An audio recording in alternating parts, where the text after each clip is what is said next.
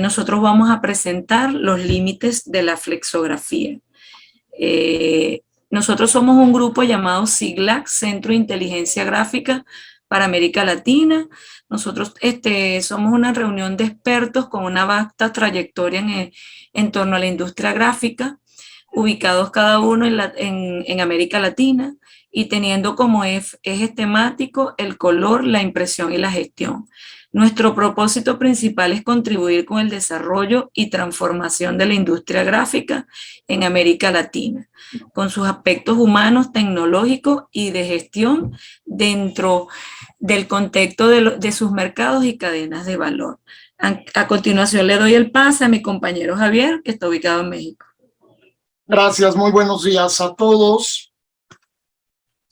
¿Cuál es el propósito de esta charla? Bueno, las limitantes de la flexografía.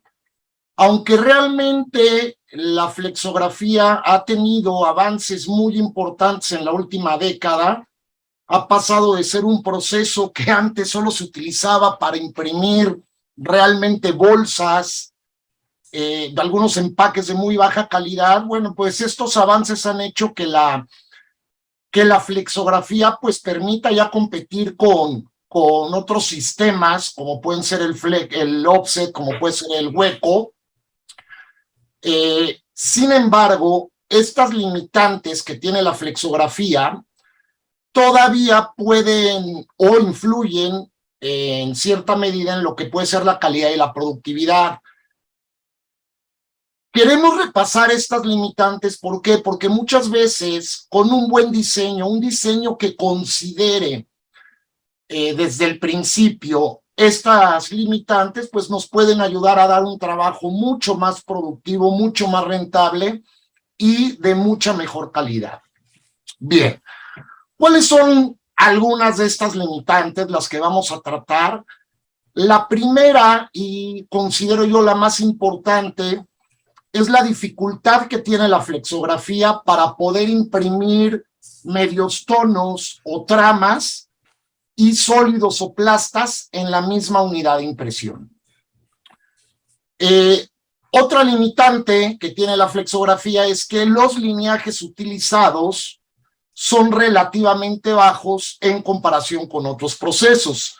Si bien, como les comento, estos avances ya permiten dar o permiten que podamos lograr lineajes más altos, pues sí se requieren equipos que desgraciadamente no están disponibles en todos nuestros países de América Latina. Otra limitante de la flexografía es un alto nivel de ganancia de punto o un incremento de valor tonal relativamente alto comparado con otros procesos. Esto lo podemos notar especialmente en las sombras, en las áreas oscuras, en los degradados o difuminados. Por cuestiones de registro, tenemos que utilizar una mayor cantidad de trapping, de reventado. Esto puede traer también algunos problemillas. La dificultad que tenemos para imprimir degradados correctos, degradados que nos salgan bien, hace que precisamente eso sea muy importante considerar cómo vamos a utilizar un degradado al momento de diseñar. Bueno, el efecto halo también lo estamos considerando una limitante, y algunas otras como la utilización de equipos manuales, equipos no calibrados, diferencias en tintas, como vamos a ver a continuación. Pues bien, sólido o medio tono, como dicen los americanos, aquí tenemos un trade-off, aquí tenemos que negociar. La flexografía, y vamos a ver por qué, presenta el problema de que para imprimir bien los sólidos necesitamos ciertas condiciones que son diferentes a las condiciones que necesitamos para imprimir los medios tonos. Bien. Esta imagen, pues vamos a considerar que es una etiquetita. Aquí si vemos, tenemos un sólido, una plasta, como le llamamos aquí en México. Para yo poder imprimir adecuadamente la plasta, necesito un volumen de tinta alto, entre 5 a 9 BCM o billones de cubas de millones, perdón, billones de micras cúbicas. El lineaje que debe de tener un Anilox para poder aportar este volumen de tinta tiene que ser de aproximadamente 300 celdas por pulgada. Y la cinta de montaje recomendada para poder imprimir una plasta es una cinta más bien firme, una cinta más bien dura. Por otro lado, para yo poder imprimir esta imagen, que es un mediotono, que es un tramado, necesito un volumen de tinta más bajo. 2, necesito un Anilox de alto lineaje. Hay por ahí una regla, ¿no? De 4 a 6 veces el lineaje que vamos a imprimir es el que tiene que tener el Anilox. Esto dependiendo si va a haber degradados o no. Y para que precisamente el mediotono me quede bien, la cinta de montaje que tengo que utilizar es blanda. Entonces, esto es lo que nos genera este trade-off entre ¿a qué le voy a dar preferencia? ¿A las condiciones para dejar bien el sólido o a las condiciones, para dejar bien el mediotono? ¿Qué se hace a veces? Bueno, cuando el nivel de calidad no presenta mucha exigencia, pues se puede escoger un Anilox intermedio, una cinta intermedia, pues para ni dejar tan mal lo uno ni lo otro, o en muchos casos cuando el nivel de calidad es muy alta, se prefiere imprimir el sólido en una unidad de impresión y en una unidad de impresión adicional imprimir el mediotono. ¿Para qué? Para que cada una de estas unidades pues tenga los requisitos correctos. Pero pues lógicamente esto pues va a tener un impacto en los costos, ¿sí? Bien. Como les comentaba, los mediotonos en la impresión flexográfica, la ganancia de punto puede presentar un problema. Para ayudar a que la ganancia de punto no sea tan alta, es preferible utilizar cintas de montaje en la placa suaves o no tan firmes. Podemos ver en la imagen precisamente cómo nos queda el punto cuando utilizamos una cinta suave y cómo nos queda el punto cuando utilizamos, una cinta más dura. Entonces, como podemos apreciar en la imagen, la calidad del punto tramado es infinitamente superior cuando se utiliza una cinta suave. Pero por otro lado, cuando estamos imprimiendo sólidos, plastas, líneas, para obtener una buena calidad de impresión requerimos una cinta firme, una cinta de mayor densidad. Aquí podemos ver la calidad de un sólido cuando se utiliza una tinta suave, una cinta suave contra la calidad cuando se utiliza una cinta más firme. Entonces, esto, en mi punto de vista, es una de las principales limitantes de la flexografía. El volumen de tinta. La cantidad de tinta depositada en la placa, pues lógicamente va a afectar la calidad de impresión. Hacen falta más tinta, una mayor cantidad de tinta para imprimir un sólido o una plasta que para un tramado. Entonces, bien, si yo para lograr una plasta muy buena utilizo un Anilox que me aporte mucha tinta, este exceso de tinta puede ocasionar que mis puntos tramados y mis textos finos queden como estamos viendo en la imagen. Entonces, para evitar esto, no necesito o no requiero llevar tanta tinta, como podríamos ver acá. Sin embargo, lo mismo, al no llevar tanta tinta, estos elementos me pueden quedar con una calidad correcta, mientras que la plasta le va a faltar, al sólido le va a faltar. Aquí lo estamos viendo. El lineaje de mi rodillo Anilox va a condicionar el volumen de tinta que puedo transferir. Ejemplo, para yo poder aportar un volumen de 3.2 BCM, requeriría un lineaje de Anilox aproximado de 500 celdas. Para que yo pudiera transferir esta misma cantidad o volumen de tinta en un Anilox de 1000 celdas, este Anilox tendría que tener las celdas muy profundas. Y un Anilox que tenga las celdas demasiado profundo va a ocasionar problemas de liberación de tinta. La tinta no va a poder ser liberada de manera eficiente y además generaría otros problemas al momento de la limpieza del Anilox. Entonces, es por eso que entre mayor sea el lineaje del Anilox, no va a poder aportar grandes cantidades de tinta, como lo vemos a continuación. Esta tablita, ¿qué me dice?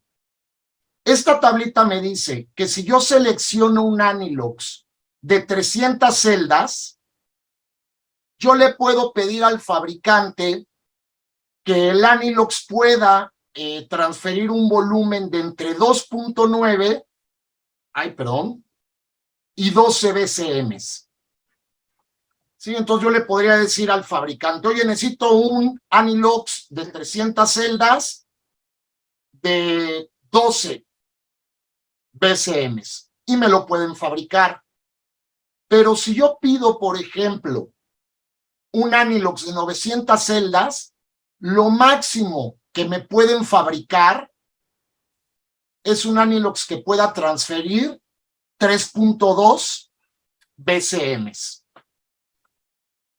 Traduciendo esto a cualquier imprenta flexográfica, quiere decir que para poder dar combinaciones de altos lineajes y plastas adecuadas, tendríamos que tener una cantidad considerable de diferentes tipos de Anilox. Y pues como bien saben los que estamos en la industria, pues cada Anilox tiene un costo considerable. Entonces, si bien claro que se puede hacer, la tecnología ya nos permite, pues sí, sí nos lo permite, pero lógicamente esto tiene un costo, ¿verdad? Y creo que en ninguna parte de Latinoamérica, si algo no le importa al cliente, pues es el costo, ¿verdad? Como que todavía nos preocupamos mucho en estos aspectos, a veces demasiado. Bien. Lo mismo, lineajes relativamente bajos.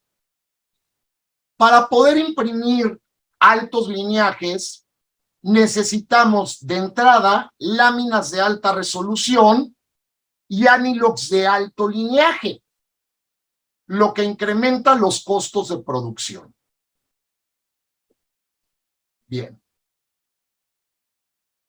Les había comentado que el lineaje de la imagen, la cantidad de puntos por pulgada o puntos por centímetro que va a tener nuestra imagen, y que normalmente es una decisión del cliente o del impresor, tiene que estar relacionada al lineaje del Anilox. ¿Cómo es esta relación? Las celdas del Anilox deben de ser más pequeñas que el punto de trama que pretendemos imprimir. Aquí si vemos la placa flexográfica, este sería el punto más pequeño que tiene mi lámina. Mientras que arriba estoy viendo el tamaño de la celda que tiene mi cilindro o mi rodillo Anilox. Como podemos apreciar aquí, el punto en mi lámina es más pequeño que el tamaño de la celda. Esto puede ocasionar que durante la impresión la lámina o este puntito de lámina penetre dentro de la celda y recoja tinta en lugares indeseados. La tinta solamente debería estar como aquí en la superficie, pero como aquí penetró, aquí también penetró, si nos damos cuenta estamos recogiendo tinta en partes de la lámina que no deberían haber tomado esta tinta. ¿Esto qué ocasiona? Esto ocasiona precisamente impresiones sucias. Este hecho de que la lámina recoja tinta donde no la debe de recoger. Bien, para poder evitar esto, necesitamos entonces que las celdas sean más pequeñas que el tamaño de punto mínimo que pretendemos imprimir.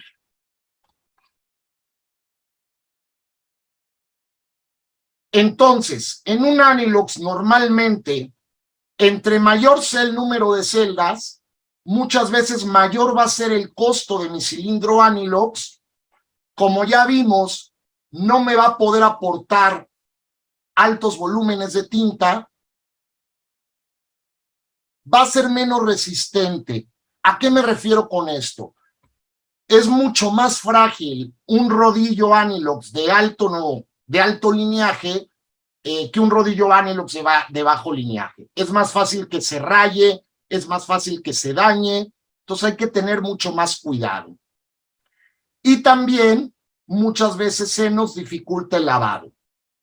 Un ejemplo podría ser el lavado ultrasónico, que no debemos de dejar el Anilox mucho tiempo en este tipo de lavados, y este tipo de lavados muchas veces puede dañar a los Anilox de alto lineaje.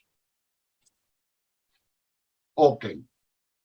Dicen los expertos, aquí están las reglas, que cuando vamos a imprimir principalmente líneas, textos, plastas, la relación entre el lineaje de mi imagen y el lineaje de mi Anilox debería ser de 4 celdas por cada punto de trama. Esto es, si yo quiero imprimir una imagen a 150 líneas, 150 por 4, la recomendación sería utilizar un cilindro Anilox de 600 celdas. Pero cuando vamos a imprimir trabajos con esfumados, degradados, complicados, la recomendación sería 6 celdas por cada punto de trama. Entonces, igual, la recomendación para imprimir una imagen a 150 líneas ahora sería utilizar un Anilox de 900 celdas. ¿Esto para qué? Para que, como vemos aquí, ningún punto de la lámina sea más chico que la celda del Anilox. Ok. Aquí tenemos una tablita donde nos dan unas recomendaciones entre lo que queremos imprimir, en este caso imágenes, fotos, mediotonos entre 175 y 200 líneas, el Anilox que nos recomiendan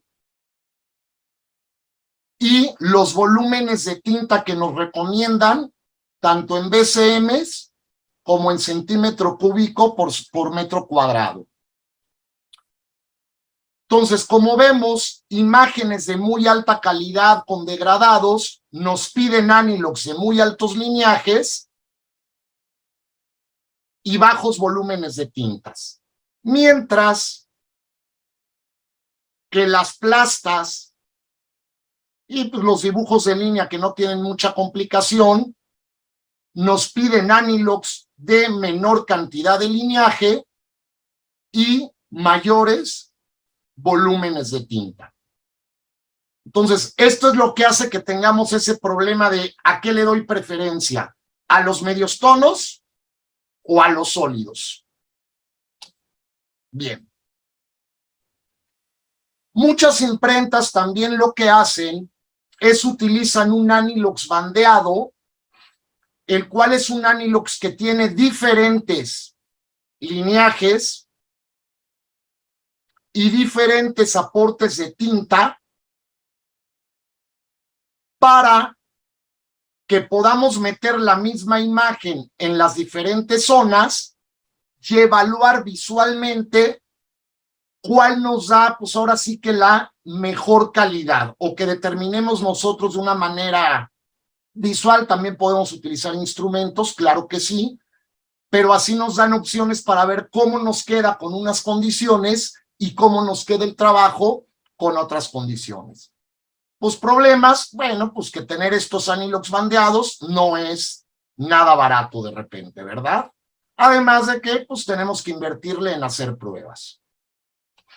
Bien. Alta ganancia de punto. La flexografía tiene una mayor ganancia de punto en comparación con otros métodos de impresión.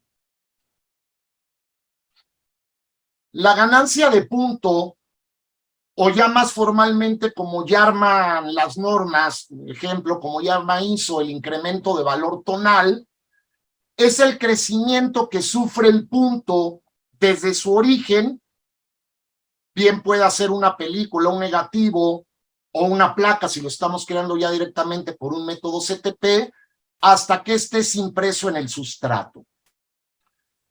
La ganancia de puntos, sobre todo cuando es excesiva, ¿qué nos genera? Principalmente cambios en la tonalidad y pérdida en el contraste. Aquí vemos cómo nos queda una imagen con determinada ganancia de punto y cómo alteraría un exceso de ganancia de punto, aquí sobre todo en la unidad del negro, en la misma imagen. Bien. La flexografía, que es un método de impresión en alto relieve, tiende a tener una mayor ganancia de punto y sobre todo se da en los cuartos de tono. A diferencia del offset, cuya curva de ganancia de punto es más o menos así, y la mayor ganancia de punto en el offset se da en los tonos del 50%, en la flexografía se da más bien en las altas luces, en los cuartos de tono.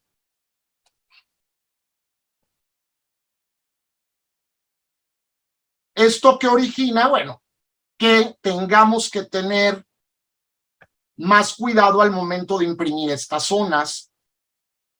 Muchos dirán, bueno, es que ya podemos hacer fingerprint sabiendo la ganancia, la podemos compensar, etcétera, etcétera. Sí, claro. Pero acuérdense que la ganancia de punto va a variar en función del sustrato y en función de la tinta, etcétera, etcétera, el lineaje, etcétera, etcétera. Entonces se tienen que hacer muchas pruebas o se tiene que tener una mayor o una cantidad de compensaciones que pues tienden a ser excesivas y que pues bueno pueden ocasionar precisamente problemas. Bien. Se requieren altos niveles de reventado o trapping. El tipo de materiales que normalmente imprimimos en la flexografía, al igual que el tipo de máquinas, hacen que el registro de repente se complique y que tengamos que utilizar altos niveles de reventado o trapping, como llaman en inglés. Entonces, la impresión de textos pequeños y líneas muy finas, pues representa un desafío importante, ¿verdad? Bien.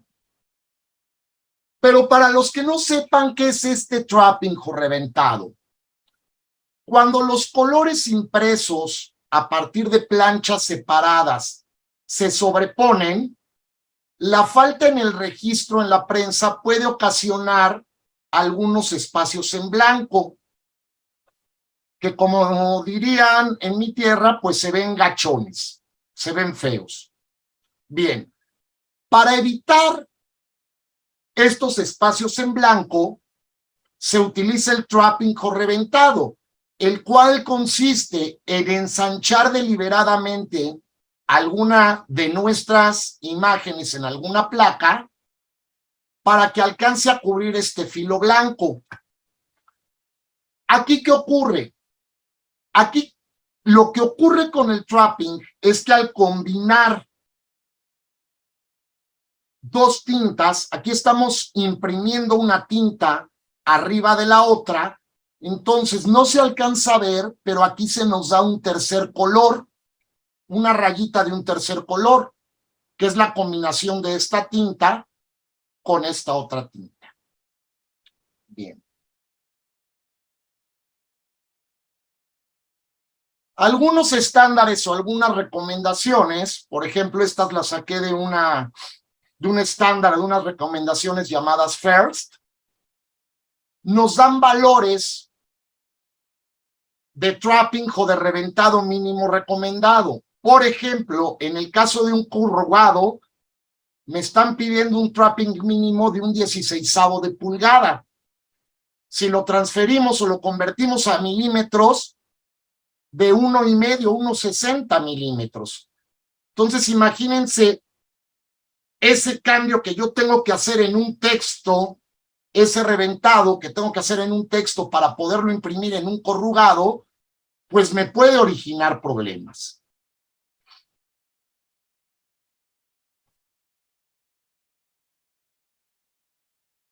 ¿Cómo vemos esto? Vamos a ver un ejemplo. Aquí yo tengo una imagen sin el trapping, una imagen donde el negro está sobreimprimiendo precisamente otro negro.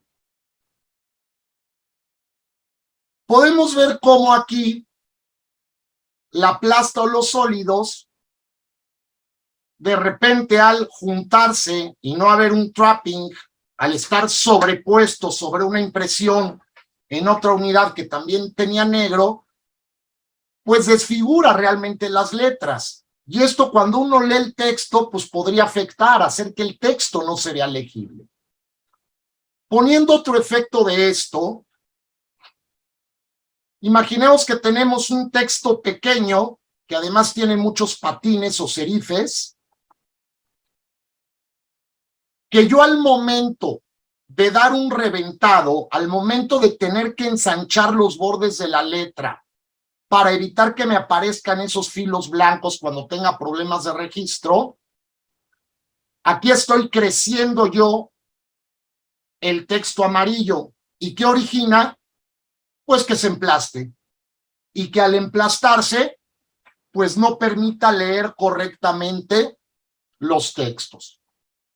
Aquí estoy haciendo lo contrario. Aquí lo que estoy creciendo es el texto azul, perdón, más bien el fondo azul sobre el texto amarillo. ¿Y eso qué origina? Pues que ahora el texto queda tan delgadito que casi no se aprecia. Esto, que es un grave problema que tienen todos los flexógrafos, esto es algo que muchas veces el diseñador no considera. Él cree que que todos los métodos de impresión pueden imprimir textos pequeños, como llamamos aquí en México, calados, sin ningún problema. Y no, relativamente es muy complicado hacer esto por las limitantes precisamente de los procesos. Entonces es muy importante que los diseñadores conozcan esto para que entiendan que no es un capricho del impresor, ¿no? Sino que son complicaciones mismas del proceso. Bien. Dificultad en la impresión de los degradados. Un buen degradado requiere una adecuada planeación y un diseño adecuado. Bien. Muchas veces, sobre todo cuando no estamos utilizando esta nueva tecnología de la alta definición en la flexografía, el tamaño mínimo de punto que puede reproducir la flexografía está alrededor del 5%. Puntos más pequeños del 5% ya no se pueden reproducir. Y como habíamos comentado anteriormente, la principal ganancia de puntos se da en los cuartos de tono. en las zonas del 25%. Entonces, esto hace que un degradado se vea así, cuando la idea es que el degradado se viera así. Aquí estamos viendo los efectos de la ganancia de punto en el área de 25, y aquí estoy viendo este corte súbito que se da porque estoy siendo incapaz de imprimir puntos por abajo del 5%.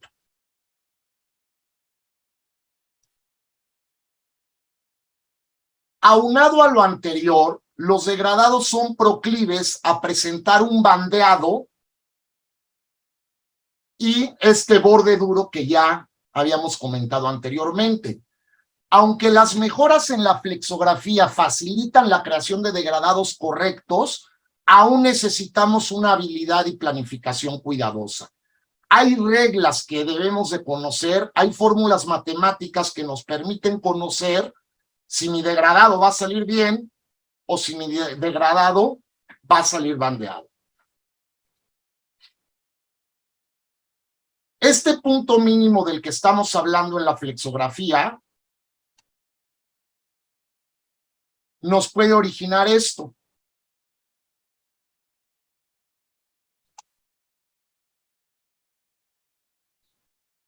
Les comento, las nuevas tecnologías de alta definición ya permiten poder imprimir puntos de 2 o 3% y que esos puntos puedan ser copiados en la lámina. Perfecto. Pero para poder imprimir este tamaño de punto tan pequeño, recordemos lo que vimos anteriormente. Requerimos de celdas de Anilox muy pequeñas. Entonces, sí, para poder imprimir puntos de 1 o 2%, necesito lineajes muy altos en mi Anilox. Ejemplo, esta tablita me dice qué lineaje debe de tener mi cilindro Anilox para poder imprimir un punto del 1, del 2, del 3 o del 4% a diferentes resoluciones de imagen. Por ejemplo, si yo quiero imprimir a 100 líneas por pulgada y que mi lámina pueda imprimir correctamente un punto del 2%, yo necesito un Anilox con un lineaje mínimo de 600 celdas. Podemos apreciar que para poder imprimir mayores lineajes y mantener el poder imprimir un punto, por ejemplo, del 2%, cada vez requiero, Anilox de mayores lineajes. ¿Sí? Bien, espero que se entienda esto. Si no, por ahí pónganos sus dudas en el chat, las responderemos.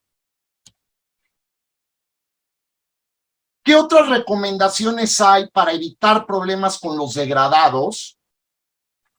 Para evitar estos bandeos, bueno, el degradado debe de cambiar por lo menos 50% entre las áreas.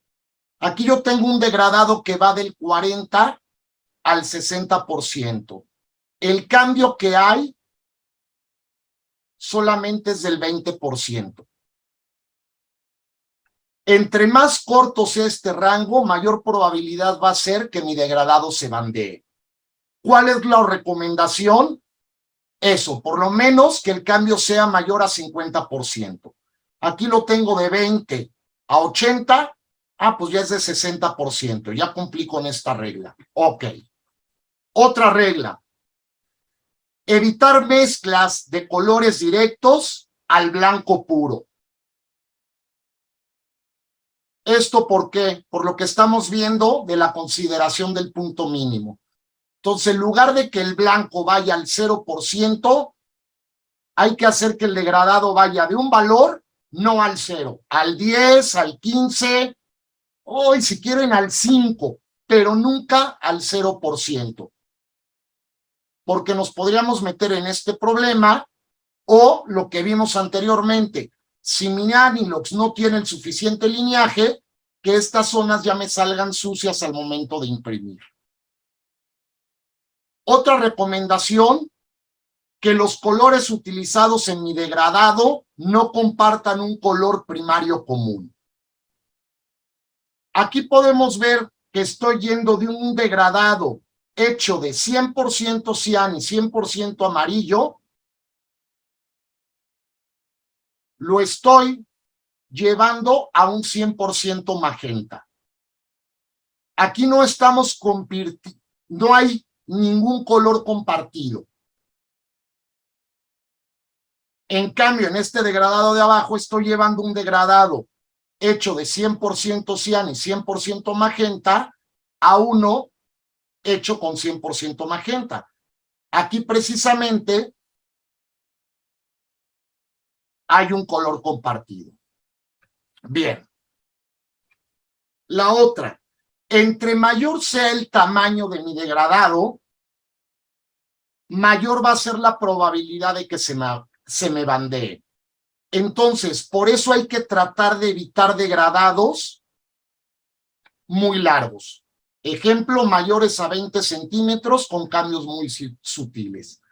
La combinación de estas dos, un degradado con poco cambio aunado a un tamaño muy largo, eso es lo que genera principalmente estos problemas de degradados bandeados. Entonces, todo esto precisamente hay que considerarlo en el diseño. Y pues la realidad es que el diseñador no tiene ni idea de esto. Él agarra, hace un degradado, le gusta cómo se ve en la pantalla y órale, Inés, a ver cómo lo imprimes. Es tu bronca. Como decimos aquí, es tu perro, tú lo bañas. Bien, el efecto halo. La tinta, el efecto halo es cuando la tinta se extiende más allá de las zonas impresas. Entre las causas más frecuentes de un halo excesivo se tienen una presión de impresión excesiva, una presión inconsistente del cilindro de impresión, esto porque no esté perfectamente redondo, etcétera, etcétera. Llevar demasiada tinta, cuando estamos llevando mucha tinta para satisfacer los requerimientos de una plasta y en la misma unidad de impresión estamos llevando textos pequeños o líneas, es muy común que nos salga este halo o pues de plano que nuestros cilindros estén desalineados. Ok. Estas limitantes o problemas que yo estoy poniendo que se pueden presentar, realmente la tecnología, el hecho de que ya tengamos niveles de resolución del orden de 4000 dpi en la preprensa, láminas de alta resolución, Anilox de alto lineaje, pueden evitar que ya muchos de estos problemas desaparezcan. Sí, claro, pero díganme qué países cuentan con esta tecnología, qué imprentas invierten en estas tecnologías y en los elementos necesarios. Entonces, mensaje para todos los diseñadores que nos están viendo. Muchas veces el diseñador tampoco sabe en qué imprenta se va a imprimir su trabajo. No saben si la imprenta en la que van a imprimir su trabajo cuenta con el equipo para poder imprimir estas cosas adecuadamente. Entonces, ¿cuál es la recomendación? Investiguen. De entrada, traten de investigar qué tiene el impresor donde van a imprimir su trabajo, dónde va a ser impreso. Y dos, consideren todo esto que acabamos de ver. Hay cursos para ello. Andigraph tiene cursos en el tema, Siglab tiene cursos en el tema. La información la hay. En internet hay información, búsquenla, pero hagan algo. Se estima que más del 80% de los archivos que nos llegan presentan, vamos a llamarle problemas o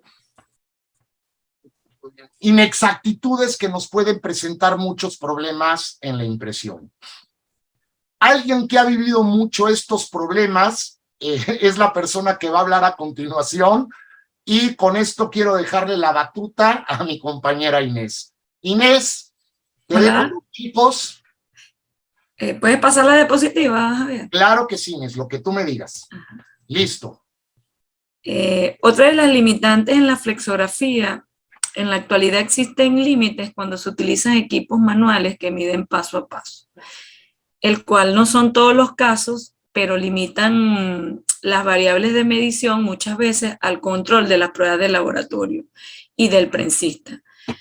Hay casos particulares en cuando hay un nuevo producto, queda el control de la aprobación de sus tonos en manos del cliente, donde este a su vez entra a la sala de prensa y por horas intercambian ideas y ellos discuten todo lo que es sus puntos de vista hasta que logran extraer una muestra física firmada. Este tipo de equipos de mediciones manuales que miden paso a paso dependen mucho de la agilidad del prensista y acarrean muchas paradas muertas a nivel de prensa, incluso en cada puesta a punto, en cada orden de producción, porque tratan de igualar a esa muestra física firmada en ambos acuerdos. Como no son todos los casos, hay algunos casos puntuales que utilizan equipos automáticos donde miden todos los campos en un solo paso. Ellos colocan el pliego impreso en un módulo de inspección donde se activa a través de un desplazamiento el espectrodensitómetro y él mide todos los campos de medición de todas las tintas en un solo paso, enviando esto a un procesador computarizado donde allí se encuentra ya un estándar previamente definido sin necesidad de que el cliente, en el caso particular de una aprobación de un nuevo producto, tenga que ir al área de la empresa. Allí se hace a través de ese programa donde está colocado ese estándar, según cada orden de producción, él automáticamente en ese escaneo, en un solo paso, él lo que hace es ajustar automáticamente todo lo que son las variables de control. La otra diapositiva, Javier. Perdón, listo. Ay, espérame. Se quedó el lápiz puesto aquí. Y ahora, ahí está. Otra de las limitantes de la flexografía es la falta de calibración de los equipos. Por ejemplo, cuando hay una predominancia de un color con respecto al balance de gris. En una prensa, cuando yo coloco cian, magenta y amarillo y la predominancia del gris me da un tono verdoso, como es el caso del cuadrito número 1, allí hay un detalle de calibración de su equipo. Igualmente, cuando está en el caso del cuadrito número 3, que tiene una predominancia gris azulada, y en el caso de una predominancia gris rojiza. En el balance de grises, nosotros debemos obtener un color gris neutro. Si usted le está ocurriendo alguno de esos casos, usted debe revisar la calibración de sus equipos. En el caso de la flexografía, usted puede validar este punto de esta falta en la calibración de los equipos realizando un fingerprint y poder obtener curvas de compensación de ganancias de puntos y valores tonales para el CYMK. Con esto usted puede obtener un gris neutro. En la flexografía, cada color, cada prensa, cada sustrato, cada unilón son distintos y por ello cada uno de ellos necesita una curva de compensación. Si usted en su proceso define una densidad óptica de impresión y adapta las variables al sistema actual con fallas de calibración, ya viendo una vez observado de que usted no está en el cuadrito número 2, donde obtiene un gris neutro, usted lo que está haciendo es adaptando la falla y todo lo que arrastra la parte de prensa a esa falla en la calibración de ese equipo.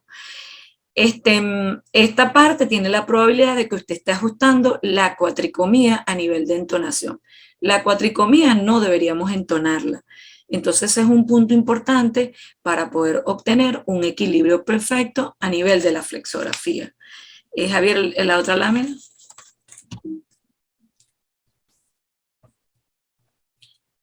Otra de las limitantes en la flexografía es la diferencia que se presenta en las tintas. Cuando no se tiene el control de las especificaciones de las compras de las tintas, en especial cuando existen más de 2 proveedores, ya que las tintas no son idénticas en composición pigmentaria, porque las resinas, los pigmentos, los aditivos y los solventes entre un proveedor y otro pueden ser diferentes, y con ello afecta la resolubilidad y la transferencia en ambos proveedores pueden ser distintos. Mientras usted meta más proveedores en el área de entonación, que es preparación de tinta, y la prensa, usted tiene más variables a controlar. Y puede que ambos proveedores tengan una densidad óptica que no sean equivalentes. Entonces, el problema se arrastra al área de entonación y luego pasa a la prensa, generando pérdida de tiempo, desperdicios de tinta y bueno, y todo lo que sea a nivel de calibración en cada orden de producción. Aquí les puse un ejemplo de una tabla. Por ejemplo, yo le pido al departamento de compra que me compre un violeta, violeta metileno. Si yo no le doy al departamento de compra especificaciones, todas las tintas tienen un color INDE. Nosotros los humanos nos llaman cédula de identidad. El color INDE es la cédula de identidad para cada color. Entonces, si al departamento de compra no le damos una cédula de identidad, bueno, él compra al proveedor 1, le compra un violeta metileno, por ejemplo, PB27, y al otro proveedor, bueno, el proveedor dijo, sí, yo tengo azul de metileno, y el otro proveedor lo que fabrica, por ejemplo, es PB3. Entonces, cuando no somos claros con especificaciones medibles, el problema viene desde lo que compramos y arrastra hasta que llega al área de prensa. Ocurre muchas veces con los tonos amarillos, por ejemplo. Yo quiero un amarillo proceso, bueno, pero entonces me llega a planta un amarillo que tiende a naranja, un amarillo que tiende a rojo. Si yo no le digo a compra que mira, yo quiero un amarillo para la cuatricomía, entonces esos problemas lo que hacen es generar mayores desperdicios de tinta, y esas diferencias nos limitan a nivel de flexografía para dar una mejor flexibilidad a nivel para el prensista, para el entonador, en el área de prensa. Entonces, imagínense manejar en el área de entonación para cada proveedor. Se hace bien cuesta arriba, y ocurre también con los blancos. Yo pido un blanco para laminación, un blanco para superficie, pero no indico lo que es la parte de opacidad. Entonces el prensista ese te dice, no, es que esta tinta es muy clarita, y el otro te dice, bueno, esta es más opaca, pero no lo medimos en la entrada, o no lo compramos con algo medible. Entonces cuando llega a prensa nos toca ajustar el resto de los tonos para poder llegar. En el caso si usamos equipos manuales, que tenemos una muestra impresa firmada para poder llegar. La densidad óptica varía un poquito en base a esa opacidad del blanco. Entonces toca jugar dependemos allí de la agilidad del prensista para poder llegar, y del entonador que se encuentre en el momento. Esta parte es importante y está amarrada con los fingerprints, que es la huella de máquina, para poder tratar de eliminar estas limitantes. No podemos ajustar la máquina a la falla en la calibración y a la falla de las diferencias de tinta. Muchas veces los tipos de desperdicio están enfocados mucho en esta parte que, por ejemplo, que por qué se gasta tanta tinta, por qué hay tanto desperdicio de tinta, y como cada uno tiene una cédula de identidad, yo compra debo tener todas esas especificaciones, igual cuando, y decirle a compra todo lo que tiene que ver con la parte de cuál es mi línea de producto. Mira, yo quiero una tinta que me resista a la luz porque este cliente específico tiene el empaque a la intemperie, el empaque flexible.